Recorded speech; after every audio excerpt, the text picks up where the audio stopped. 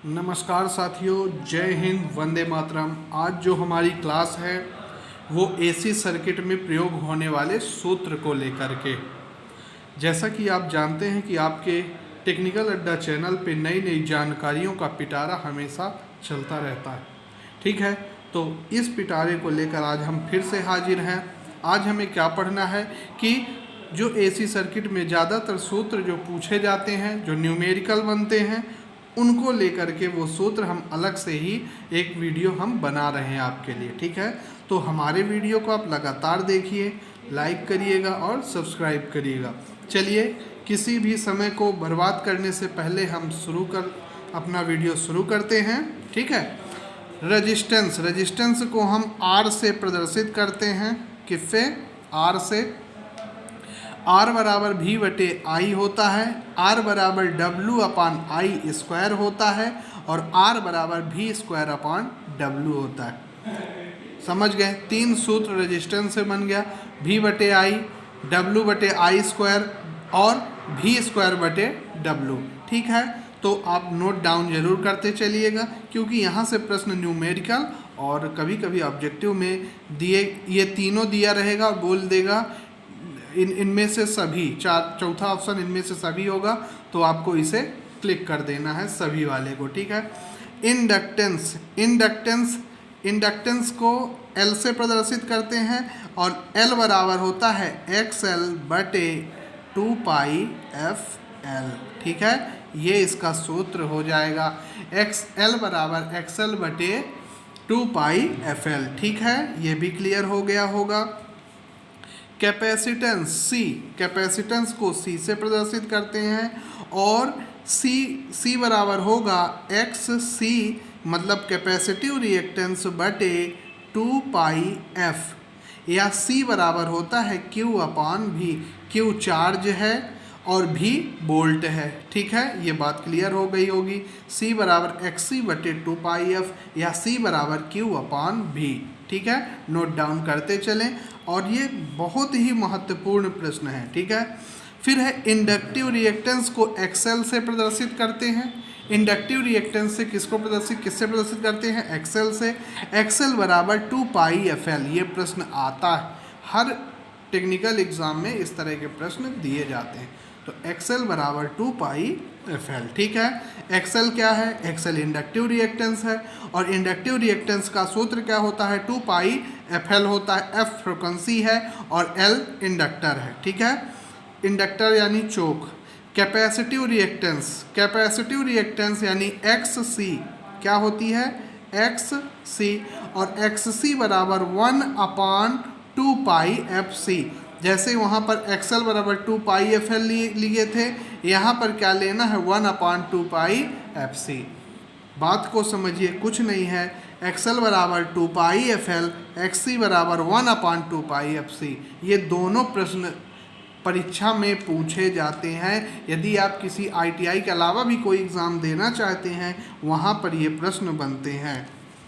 Impedance को Z से प्रदर्शित किया जाता है। किससे? Z से प्रदर्शित किया जाता है। Z बराबर V बटे I होता है। Z बराबर V बटे I होता है। अंडर रूट R का स्क्वायर प्लस X का स्क्वायर भी होता है। साथ में अंडर रूट R का square plus XL minus XC का स्क्वायर वाट में भी होता है। Z बराबर अंडर रूट R का square plus XL minus XC का स्क्वायर, इसकी यूनिट वाट में आती है। ठीक है, अब देखिएगा G यानी कंडक्टेंस को किससे प्रदर्शित करते हैं? कंडक्टेंस को G से प्रदर्शित किया जाता है। G बराबर 1 अपान R होता है, 1 बटे R होता है, या R बटे Z का स्क्वायर होता है। क्या होता है? R बटे Z का स्क्वायर होता है। G बराबर R बटे Z का स्क्वायर होता है। ठीक है, ससेप्टेंस की बात करते हैं, B से प्रदर्शित करते हैं ससेप्टेंस को। किससे? B से प्रदर्शित करते हैं। B बराबर 1 अपॉन X या X बटे Z का स्क्वायर। ये याद कर लीजिएगा, B बराबर 1 बटे X या X बटे Z का स्क्वायर। ठीक है, फिर चलते हैं एडमिटेंस को Y से प्रदर्शित करते हैं। Y बराबर 1 अपॉन Z, है ना। वैसे याद कर सकते हो y और z आजू बाजू x y z है ना, तो y बराबर 1/z है ना, z क्या है इम्पीडेंस है, या y बराबर अंडर रूट जी का स्क्वायर प्लस बी का स्क्वायर, जी का स्क्वायर प्लस बी का स्क्वायर, जहाँ पर जी क्या है कंडक्टेंस है, जी क्या है कंडक्टेंस है, और बी क्या है, बी क्या है ससेप्टेंस कहलाता है। ठीक है ना, ये ध्यान रखिएगा। y बराबर अंडर 1/z या y बराबर अंडर रूट जी का स्क्वायर प्लस बी का स्क्वायर, करेक्ट। अब चलते हैं पावर फैक्टर जिसे हम cos फाई से प्रदर्शित करते हैं। पावर फैक्टर बराबर r/z, पावर फैक्टर बराबर r/z यानी प्रतिरोध और इम्पीडेंस का अनुपात, या उसी को बोलते हैं वास्तविक शक्ति और आभासी शक्ति के अनुपात को पावर फैक्टर भी कहते हैं। तो पावर फैक्टर का सूत्र आपके समझ में आ गया होगा। पावर फैक्टर यानी cos फाई बराबर r/z होता है। z इम्पीडेंस है, z क्या है इम्पीडेंस है, और r क्या है, r हमारा प्रतिरोध है यानी रेजिस्टेंस है, प्रतिरोध की इकाई ओम होती है। अब चलते हैं करंट I से प्रदर्शित करते हैं, करंट को I से प्रदर्शित करते हैं। I बराबर V/Z होता है और V/R भी होता है। ठीक है, मान लो चौक युक्त कॉइल है तो वहाँ पर Z होगा, और मान लीजिए आपने हीटर लगाया है तो वहाँ पर R होगा। ठीक है, ये क्लियर। आगे चलें, 12 नंबर पावर को W से प्रदर्शित करते हैं, पावर को W से प्रदर्शित करते हैं या P से भी प्रदर्शित करते हैं। तो P बराबर VI cos फाई होता है, P बराबर VI cos फाई होता है। समझ रहे हो? हाँ, यदि आपके समझ में नहीं आ रहा है तो हमें कमेंट करके ज़रूर बताएं। धन्यवाद।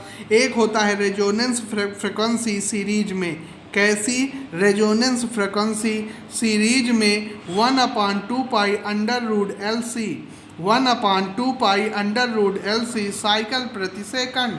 रेजोनेंस फ्रिक्वेंसी यदि सीरीज में पूछता है तो 1/2 पाई अंडर रूट LC, यदि रेजोनेंस फ्रिक्वेंसी पैरेलल में पूछता है, समानांतर में पूछता है, तो 1/2 pi into under root 1/LC minus R का स्क्वायर बटे L का स्क्वायर। ठीक है, 1/2 pi into under root 1/LC minus R का स्क्वायर अपॉन L का स्क्वायर।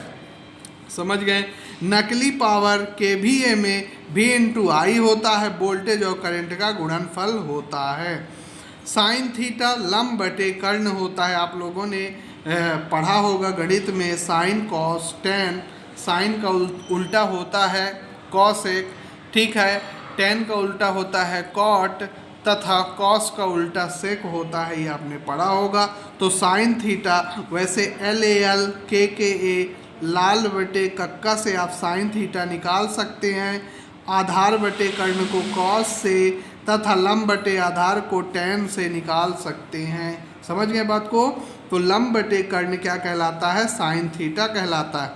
एक होता है कोसाइन यानी कॉस थीटा, कोसाइन का मतलब कॉस थीटा, तो कॉस थीटा देखो ये कॉस है तो आधार बटे कर्ण हो जाएगा, क्या हो जाएगा, आधार बटे कर्ण हो जाएगा। वैसे पाइथागोरस प्रमेय में ये बहुत महत्वपूर्ण होती है। एक है reactive power V into I into sine theta होती है, या KVA साइन थीटा होती है। V into I into sine theta होती है, या KVA साइन थीटा होती है। ये बात क्लियर हो गई होगी। अब RMS वैल्यू, RMS का फुल फॉर्म होता है रूट मीन स्क्वायर, ठीक है। तो रूट मीन स्क्वायर का सूत्र होता है I1 का स्क्वायर, I2 का स्क्वायर धन I3 का square dash dash I4 I5 I6 जितना भी है आप डैश डैश आगे बढ़ाते जाएंगे, या टोटल नंबर जितनी बार आप लेंगे उतने n, ठीक है। ये कहलाया RMS वैल्यू, और RMS वैल्यू का मान होता है 0.707, ठीक है। एक एवरेज वैल्यू होती है वो 0.637 होती है ना, ये आप ध्यान रखिएगा। तो RMS वैल्यू कितनी होती है 0.707। आशा करता हूँ ये समझ में आया होगा। Resistance V upon I, W upon I square, V square बटे W, inductor XL upon 2 pi F L, capacitance XC बटे 2 पाई एफ, या क्यू अपान भी, ये क्यू अपान भी जरूर याद रखना, सी बराबर Q upon B. Inductive reactance XL बराबर 2 pi F L, capacitive reactance XC बराबर 1/2 pi F C, impedance Z बराबर भी बटे आई या अंडर रूट आर का स्क्वायर प्लस वाई का स्क्वायर, या अंडर रूट आर का square plus XL minus XC का स्क्वायर। ठीक है, यहाँ पर कंडक्टेंस जी बराबर 1/r या आर बटे जेड का स्क्वायर होता है। ससेप्टेंस 1/x बट या x बटे जेड स्क्वायर होता है। एडमिटेंस y बराबर 1/z या अंडर रूट जी का स्क्वायर प्लस b का स्क्वायर।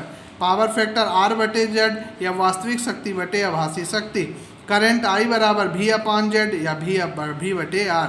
P बराबर vi cos phi. Resonance frequency series में 1/2 पाई अंडर रूट LC और रेजोनेंस फ्रिक्वेंसी पैरेलल में 1/2 pi into under root 1/LC minus R का स्क्वायर बटे एल का स्क्वायर।